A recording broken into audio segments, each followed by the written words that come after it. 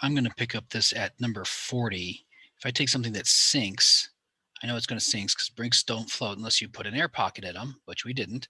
So here it has a downward force of 49 newtons. So that's the weight. And the kilograms is the mass. And that's a very different thing.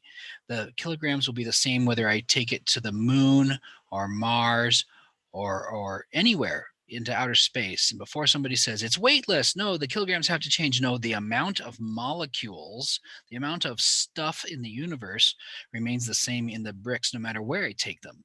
Now the force from the gravity around it is different. And in fact, we can affect the force downward by putting it in water. So when we don't have it in water, it's 49 newtons. And we do have it in water, it's less. Because if I turn on the buoyant force here, we get an upward arrow when you put it into the water. We have a buoyant force. In some respects, the water tries to reject the brick and push it out. Now, it's not able to when it's bricks. It can't push it out at all, and the bricks just fall.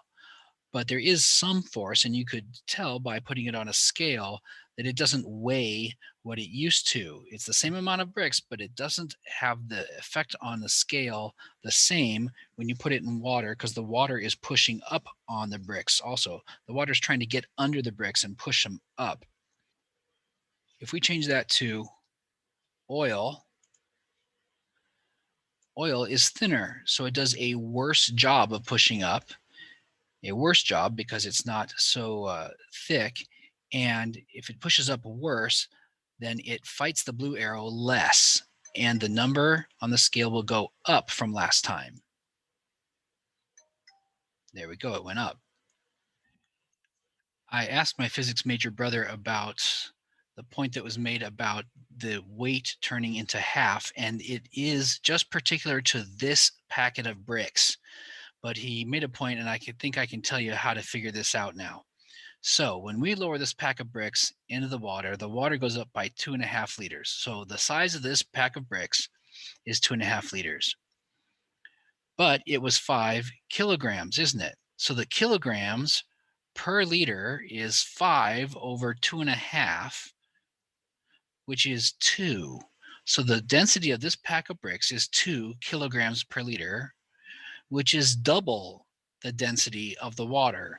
So when it pushes the water out of the way, the water fights back, but it can only do, so to speak, with its own density, which is half of the density of the packet of bricks.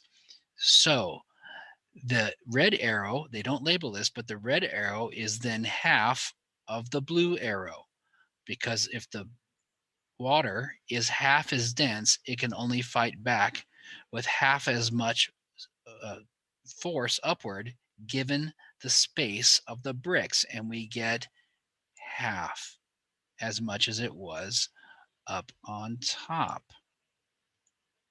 Another way to say it is this is going to displace 2.5 liters. Remember, 2.5 liters of water, and the buoyant force of water is the kilograms of the water, 2.5, times the acceleration from gravity, 9.81 meters per second squared, and multiply them.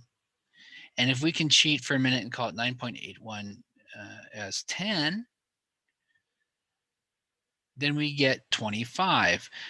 It's just a little under 25 though, because we didn't really multiply by 10. And it turns out that you get something right under 25 to subtract out. So we subtract out right under 25, and that's the buoyant force, and it fights back and takes out that amount, the missing amount from there and there. I like the comparison of the densities better myself. Why is oil thinner than water is 41, and I said that oil is not tiny little molecules like water.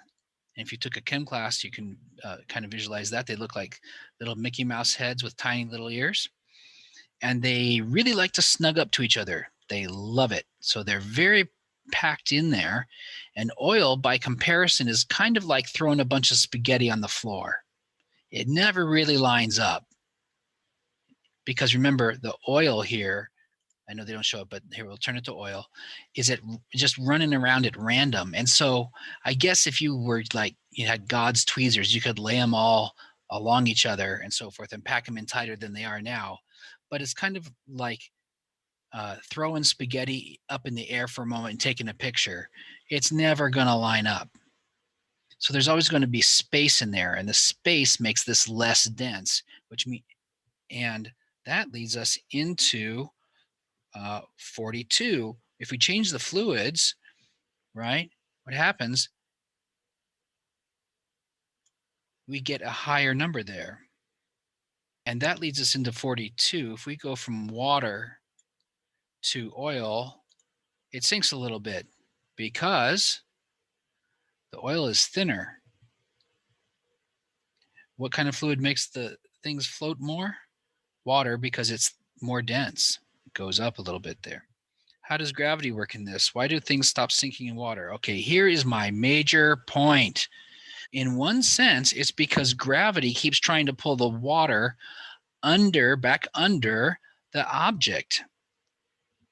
So if it can pull the water under the object, then it does, and the object floats. And if it can't pull enough water under there, if it can't pull enough water under that size so that the masses match, then the object sinks. Now, this one is not so hard. On 43, how does gravity work in this? Why do things stop sinking in water? Well, to phrase it a certain way, it's when the water can fight back enough. So this block is 5 kilograms, and when I put it in, and we discussed this before, it will displace enough water that the mass of the water is equal to the mass of the block. Because look how much water got moved out of the way. The water goes up 5 liters, which means 5 liters got moved out of the way of the block. Now, what kilograms is that? Well, since it's water, the liters number is the kilograms number. That's how we designed liters, honestly, is so that that would work out like that. Not that it's magic and, oh my gosh, it's a coincidence. People designed it that way on purpose. But the liters number is the kilograms number. And so 5 kilograms of water moved out of the way of the block. However, that water is in some sense not happy about it. And I know it doesn't have a brain, but we will pretend. So 5 kilograms of water is trying to fight back to get back in to this space, and gravity is trying to pull it back into this space in a certain sense. Well, of course, the block is always also trying to fight to get to the bottom of the lake here. And when those forces are equal, well, then nothing more happens. They fight back against each other equally.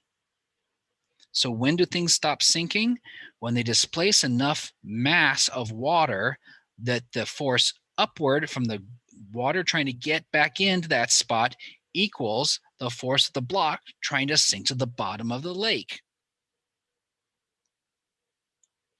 Rewind that a few times and listen to that and write it down, because I promise that's a quiz question and I want a good explanation. 44. Why is the Great Salt Lake so salty? Because the rivers and streams, I don't know how many, 1, 2, 5 of them hit such a big pocket, such a big hole in the earth that was so wide that by the time they filled up the hole and reached a certain width, the evaporation was removing as much water as came in from the stream. And so instead of filling up even farther and finding another route out of the lake, the route for the water out of the lake is just evaporating into the air. Well, you let that run a few 100,000 years or whatever it's been for that lake, and instead of washing all that salt and mineral into the ocean, it just stayed there. And for all of you who just said, oh, I think I just noticed something, you are right. That is why the ocean is so salty. And I've heard lots of stories and some really awful ones as to why it's salty, and it is not fish pee and all that. The fish got the salt from the ocean. The ocean didn't get it from the fish.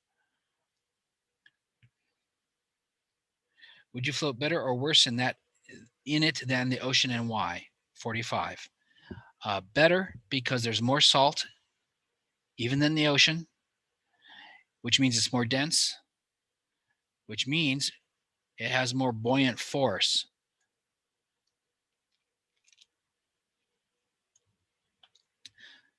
So what I learned, 46, buoyancy is based on the mass of the water trying to fill the space of the object and pushing up on it. When that buoyant force upward is equal to the force on the object will float. Objects with the same density as each other, but different sizes, will float what? Well, here, let's go over to same density. Click same density, and they have different sizes. They will float just as well as each other, because it's not the size that makes it float, it's the density. Water's usual density, 48, is 1 kilogram per liter or 1 gram per milliliter. 49, objects that float have a density of less than 1 gram per milliliter. Objects that sink have a density of over 1 gram per milliliter. 51, we can make a mass float by giving it air pockets and making it less dense. We can make a certain volume float by lowering the mass. Like if you take cargo out of a ship, you can make it float better. Things float in oil better or worse, and why? And again, we'll do this. We'll turn this to oil. They float slightly worse in oil. Why? Because oil is less dense and has less buoyant force. And why does oil float in water? 54, because it's made out of longer molecules and it has space between those molecules, which means it's less dense.